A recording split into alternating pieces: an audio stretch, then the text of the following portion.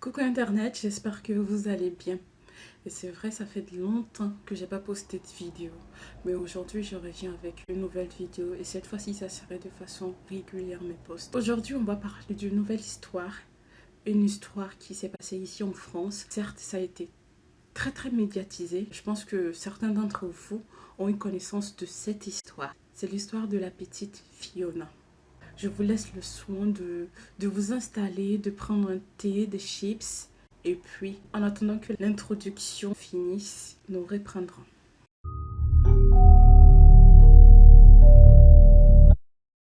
Ring around the rosy, pocket full of posies, ashes, ashes, we all fall down. Ring around the rosy, what do you suppose we can do to fight the darkness in which we drown? Fiona est une petite fille qui est née le 3 décembre 2007 à Clermont-Ferrand. C'est une ville ici en France. Et elle est la fille de Cécile Bourgeon et de Nicolas Chafoulet. Alors, une petite parenthèse, Cécile Bourgeon n'a pas eu une enfance aussi normale. Elle a d'abord vécu le divorce de ses parents alors qu'elle était toute petite. Et ensuite, elle a eu un parcours scolaire qui était moyen. Beaucoup vont se retrouver dans l'enfance de Cécile parce que c'est pas tout le monde qui a eu à grandir avec les deux parents ensemble, bien sûr, et c'est pas tout le monde qui a eu à faire des longues études. Mais de toutes les façons, c'est la vie, c'est comme ça, on n'y peut rien. Cécile et Nicolas, les pères de Fiona, ne sont pas un couple atypique. C'est-à-dire que, comme les autres, ce sont des toxicos, c'est-à-dire passent la majeure partie de leur temps à se droguer. Et qui dit drogue, s'en suivent la bagarre, les disputes, la violence. Donc, c'est le quotidien des parents de Fiona et de sa petite sœur qui s'appelle Eva. Suite à leurs nombreuses disputes et bagarres, le couple se sépare et Cécile se met, bon, après plusieurs aventures bien sûr, elle se met en couple avec Berkan Maklouf. Alors, Berkan Maklouf est aussi un autre toxicomane qui est déjà au chômage et qu'il est décrit par son entourage comme quelqu'un de violent, de pervers, de paranoïaque. Alors, Fiona et sa petite sœur s'installent avec leur maman et ainsi que le nouveau conjoint de leur maman qui est Berkan. Quelques mois avant la disparition de Fiona, on remarque que l'enfant ne se sentait pas bien, elle n'était pas contente, elle était super triste presque tout le temps. Elle avait des hématomes, des bleus sur la peau et que sa maman était obligée de mettre du fond de teint pour pouvoir cacher ça. Elle maigrissait tout le temps comme si quelqu'un qui ne mangeait pas. Elle était tout le temps dans son coin et à l'école, elle manquait beaucoup. Elle manquait beaucoup l'école, ce qu'on ne comprenait pas. Et sa maman était toujours tout le temps en train de dire qu'elle ne se sentait pas bien, voilà pourquoi elle ne venait pas à l'école et tout. Et disons qu'elle avait très peur de son beau-père qui était Berkan.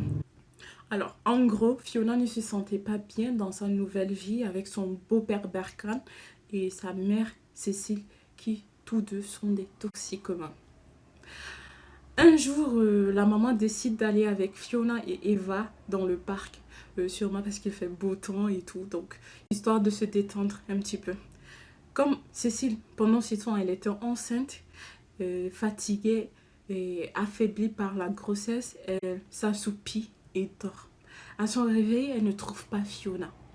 Du coup, elle a crié dans le parc, elle a demandé aux gens si ils n'ont pas vu une petite fille de 5 ans qui est au parc avec elle. Et les gens ont dit non. Du coup, elle est partie voir les gendarmes, comme quoi elle a perdu sa fille alors qu'elle était au parc. Dès lors que la mère est partie voir les policiers pour déclarer la perte de Fiona, Fiona est considérée donc comme perdue par l'autorité. Ce qui amène les policiers à se lancer activement à sa recherche. Et en même temps, il y a le couple Cécile et Berkane qui donnent des interviews pour motiver les personnes à se joindre également à cette recherche. D'où il y a des comités de soutien qui se sont mobilisés pour se joindre à cette recherche. On a besoin d'aide, que ce soit moi, que ce soit mon homme, que ce soit même Eva, même Fiona, L'enquête se déroule et les recherches également se passent. Les autorités ont remarqué rapidement des incohérences dans les propos du couple toxicomane, ce qui les amène à se focaliser sur ce couple et à les mettre en écoute téléphonique. L'écoute téléphonique semble donner des bons résultats parce que le 25 septembre 2013, le couple est placé en garde à vue. Cécile a reconnu immédiatement dans un premier temps que, en effet, Fiona n'est pas perdue mais qu'elle est morte suite à une overdose accidentelle. Ensuite, elle change de version, elle charge son compagnon Berkane, comme quoi c'est Berkane qui aurait donné des coups violents à l'enfant et qu'elle serait morte par la suite. Berkane, à son tour, quand il est auditionné, il charge également sa compagne, Cécile, comme quoi c'est Cécile qui aurait donné des coups fataux à l'enfant et qu'elle serait morte étouffée dans son vomi en fait. Alors, à la fin des 2 auditions, ni Cécile ni Berkane n'assument d'avoir donné le coup fatal à Fiona. En mettant la version de Cécile et la version de Berkane ensemble, les autorités ont conclu que la veille de la mort de Fiona, elle aurait reçu des coups violents plus que d'habitude par le beau-père qui est Berkane, qu'elle aurait eu des douleurs abdominaux pas possibles et ensuite elle aurait vomi la nuit. Et les 2 parents ont retrouvé Fiona morte sur son lit le lendemain matin. Ils ont eu le temps de préparer leur version, ils ont eu le temps de préparer la scène pour déclarer que Fiona était perdue alors qu'elle était morte depuis longtemps. Mais quelle mère qui pourrait faire un truc pareil à son enfant? Je comprends pas en fait. Qu'est-ce qui se passe avec la mère là? Tu as porté 9 mois dans ton ventre, tu te dois de la protéger et c'est toi qui mets en danger ton propre enfant.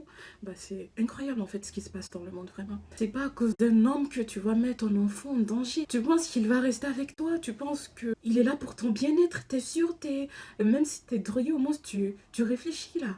C'est pas comme si voilà, tu as perdu toute notion de réflexion. Il est où ta conscience? Honnêtement en fait. Le 6 octobre 2013, plus de 20 000 personnes ont participé à une marche blanche en mémoire de Fiona. Et ensuite, le 26 novembre 2016, a eu lieu le premier procès de Cécile et de Berkane. De ce procès résulte que Cécile a été condamnée à 5 ans de prison pour non-assistance à personne en danger et Berkane à 25 ans de prison pour violence ayant entraîné la mort sans intention de la donner. Et après, suite à cette condamnation, la partie civile a été outrée bien sûr par la légèreté de la condamnation de Cécile, qui était de 5 ans. Donc le procès a été revu en appel et Cécile a été finalement condamnée à 25 ans de prison ainsi que Berkane. Ensuite, il y a eu un 3e procès, puis un 4e qui s'est déroulé en décembre 2020, où Cécile a été condamnée à 20 ans de prison et Berkane à 18 ans de prison. Et pendant ces temps, Cécile est enceinte d'un détenu durant son séjour en prison. Et jusque-là, le corps de Fiona n'a jamais été retrouvé. Et donc voilà, en résumé, c'est que faites très attention à vos proches, bien sûr. Et également, c'est pas toutes les mères qui sont figures de protection. C'est ça la réalité de ce monde dans lequel on vit. Alors, mes amours, prenez soin de vous, gardez l'œil ouvert, bien sûr, comme dit Victoria Charlton, et prenez soin de vous car le monde est si terrifiant.